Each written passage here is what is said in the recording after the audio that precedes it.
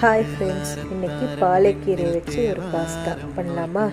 பாலக்கீரையை நல்லா வாஷ் பண்ணிவிட்டு குட்டி குட்டியாக கட் பண்ணி இதை மிக்ஸி ஜாரில் போட்டு நல்லா அரைச்சி எடுத்து ஓரமாக வச்சுட்டு, இப்போ நம்ம பேனில் பட்டர் 2 ஸ்பூன் போட்டு பூண்டு போட்டு நல்லா ஃப்ரை பண்ணிவிட்டு வெங்காயமும் குடமிளகாயும் சேர்த்து பாதியாக வேக வச்சு உப்பு மிளகும் போட்டு நல்லா பரட்டிட்டு இதை ட்ரேயில் மாற்றி எடுத்து வச்சுக்கலாம்.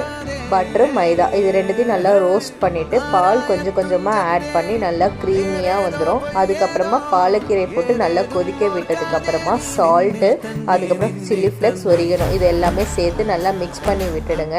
மிக்ஸ் பண்ணதுக்கு அப்புறமா சால்ட்டு பார்த்து போடுங்க, ஏன்னா நான் எல்லாத்துலேயுமே கொஞ்சம் கொஞ்சம் தான் சால்ட் போட்டிருக்கேன். ஸோ பாஸ்தாவையும் ஃபைனலாக ஆட் பண்ணிவிட்டு நல்லா கொதி வந்ததுக்கப்புறமா பீட்சா சீஸ் ஆட் பண்ணிக்கிறேன். அப்புறம் ஒரிகனோ, சில்லி ஃப்ளெக்ஸ்லாம் ஆட் பண்ணி இதை சர்வ் பண்ணி பாருங்கள். ரொம்ப எம்மியாக இருக்கும். என்னோடய வீடியோ பிடிச்சிருந்தா லைக் பண்ணுங்கள்.